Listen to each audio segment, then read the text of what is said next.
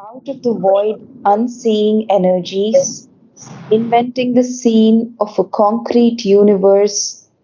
By his thought, she has fixed its spaces. In its blind acts, she sees by flashes of his all knowing light. Yeah, the only problem here is it's by his thought, not by his thought. It's by By his. his thought. Okay. She has fixed its paces. So Mhm. this creatrix is coming out of the void's unseeing energies. She is inventing the scene of a concrete universe.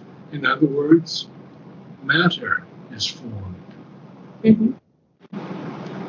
By his thought, by the Purusha's thought, she has fixed its basis. In its blind acts, she sees by flashes of his all knowing light. So you see how his, which is seemingly an innocuous word, Mm. becomes very important here. Sri Aurobindo doesn't capitalize it, but he does capitalize his light, his Mm. all knowing light. Understand? Or Yeah. question? No At, question. no. At her will, the inscrutable supermind leans down Now, to what I would say is at her will. uh, at her will, the inscrutable supermind leans down to guide her force that feels but cannot know. Its breath of power controls her restless seas, and life obeys the governing idea. Idea here, of course, is the supermind, capital I. We've talked about it quite often. The idea is the realization of a truth in consciousness, as the fact is its realization in power. And that's from the Supramental Manifestation, his little book. So, got it all? We move on?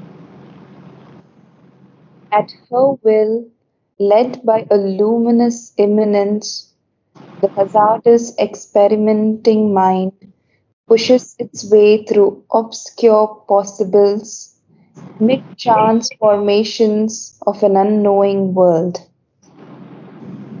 Okay, now we have a problem.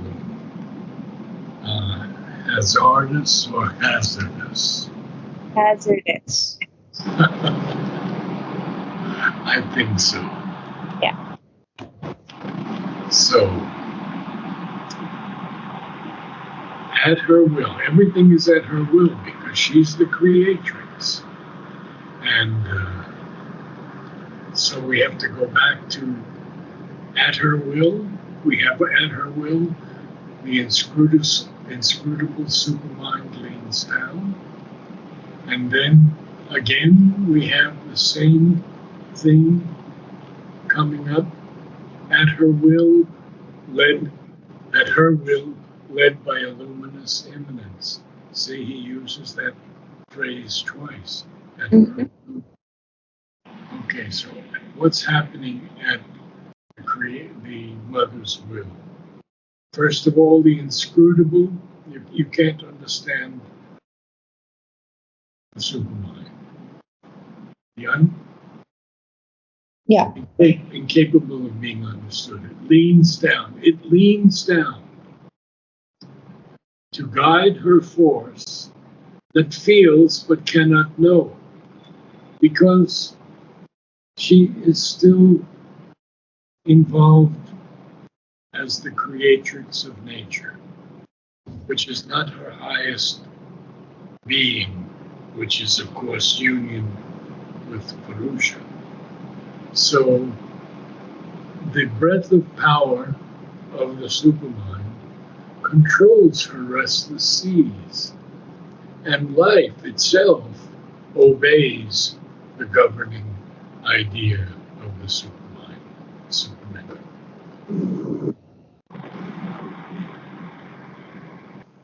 And her will,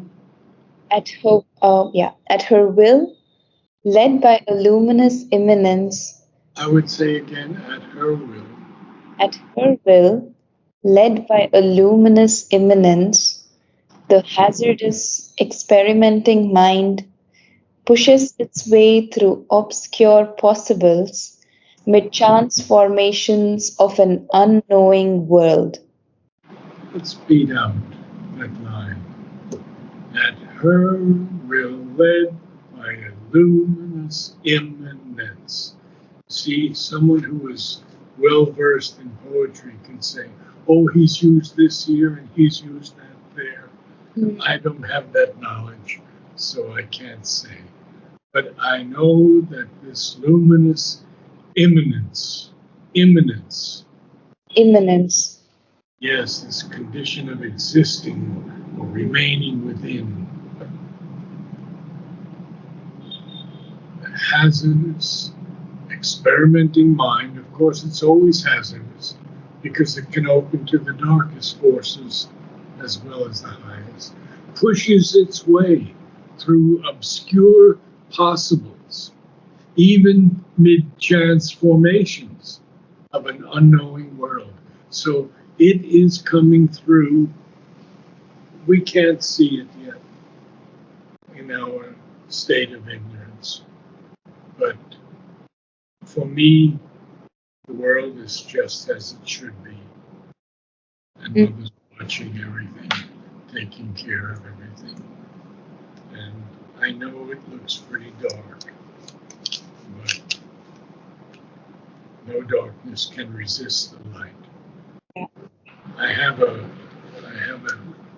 letter here that I should read to you. Just a second. Just part of it. This man was at an home choir on the 26th of September.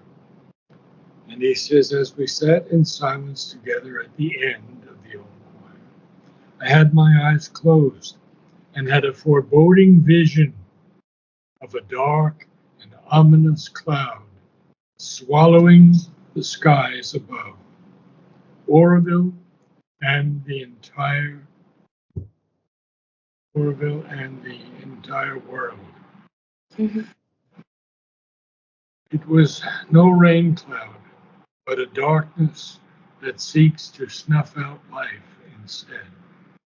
In response to this creeping darkness, he writes very beautifully, in our skies, I then saw a bright light that shone forth from even higher above, and this light was beckoning lovingly to the darkness to come into it, Mm.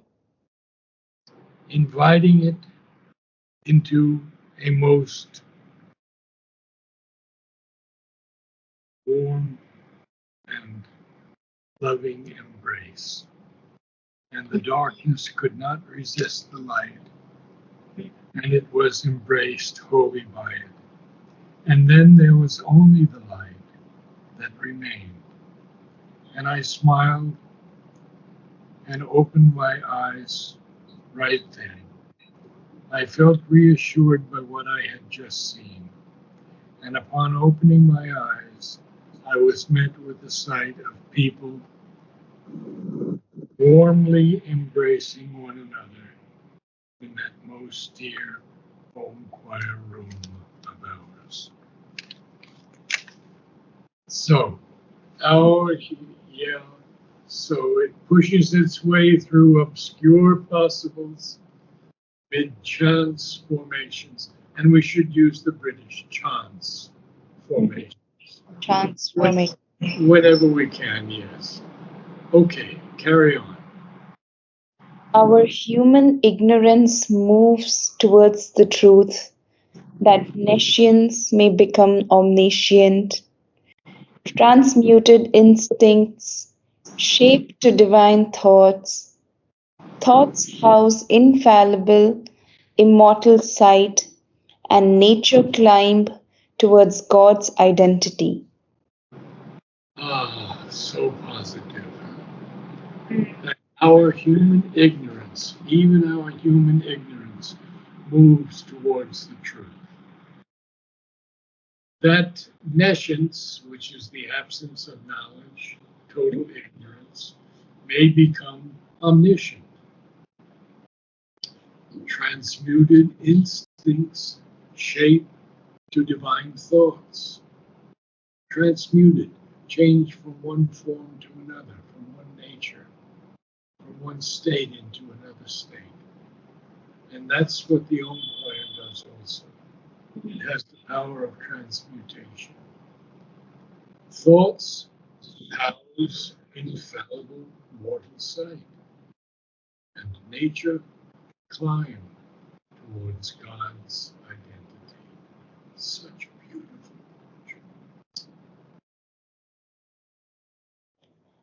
The master of the world's self made her slave is the The master of the worlds, self made her slave. the master of the world's self made her slave is the executor of her fantasies. I think it's executor. Executor of her fantasies. The executor of her fantasies. Is the executor of her fantasies. She has channelized the seas of omnipotence. She has limited by her laws the illimitable. So the Divine Mother knows, of course, much better than any human being that she has to limit the illimitable by her laws, or we would be crushed by it. So, where did we begin? The Master, capital M, the Masters. And Sri Aurobindo says very beautifully in the, I think it's mostly a translation from the Upanishads. If we suppose a supreme consciousness, master of the world, just said master of the world, which really conducts behind the veil all the operations the mental gods attribute to themselves, it will be obvious that the consciousness will be the entire knower and Lord.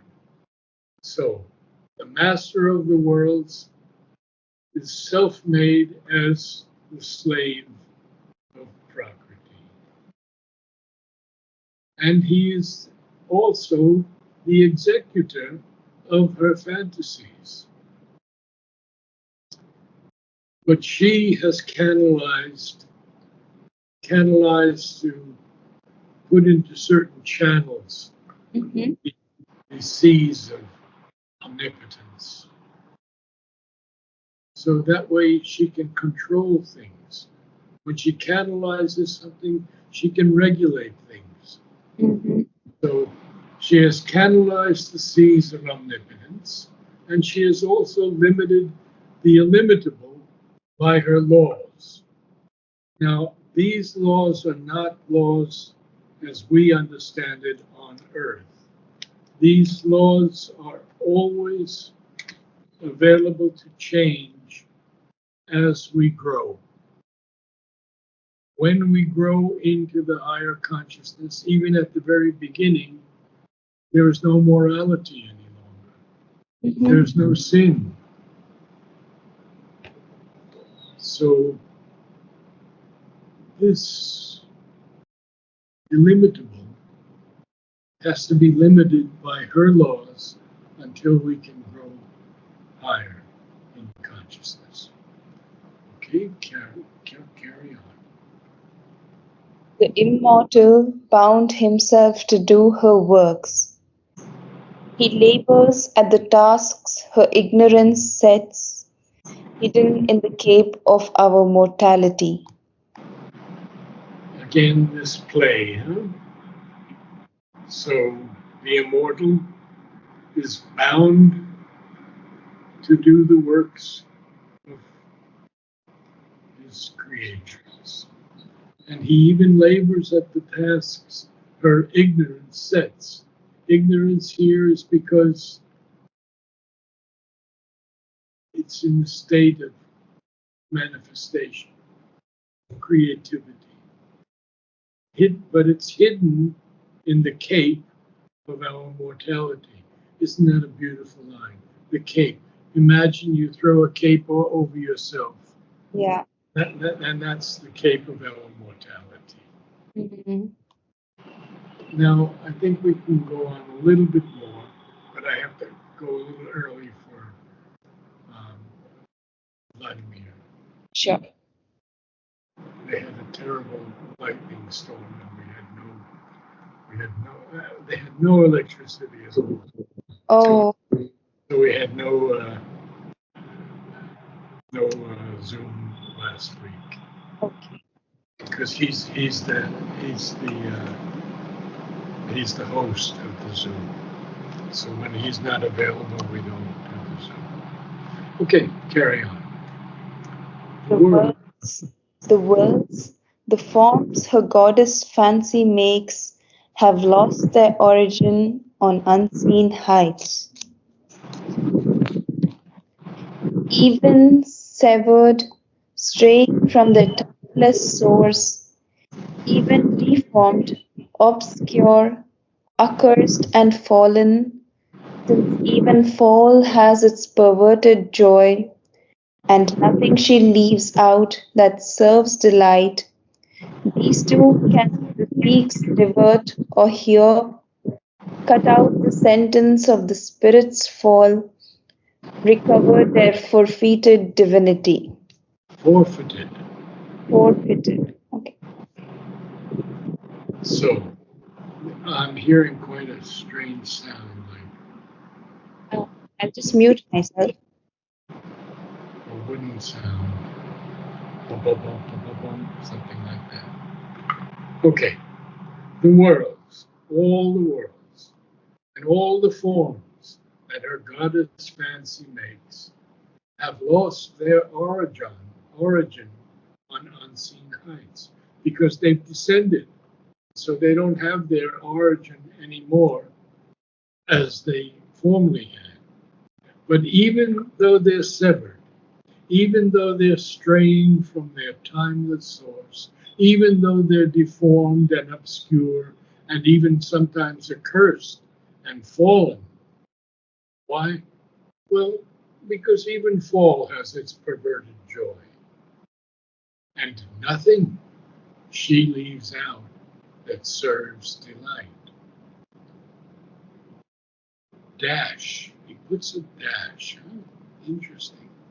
Because he wants us to continue our understanding that these two can to the peaks revert, or here on earth, cut out the sentence of the spirit's fall.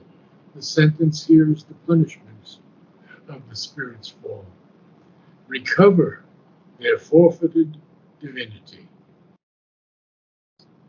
So, nothing is left out by the Divine Mother. And all of these things, even fall, even perverted joy, all of these things can recover their forfeited divinity. No one is ever totally lost. I remember one time talking to Alok in a conversation. Was it Alok? Or was it wrong enough? No, it was Alok. And I said, well, what about these millions of Jews who were killed in the Holocaust, and 10 million Russians and gypsies and others who were killed by Hitler? What will Hitler be the next time?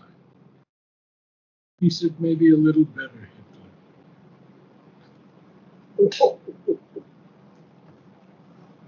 Okay, so um, Out of the void's unseeing energies, inventing the scene of a concrete universe.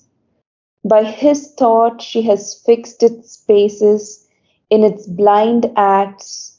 She sees by flashes of his all-knowing light. At her will the inscrutable supermind leans down to guide her force that feels but cannot know.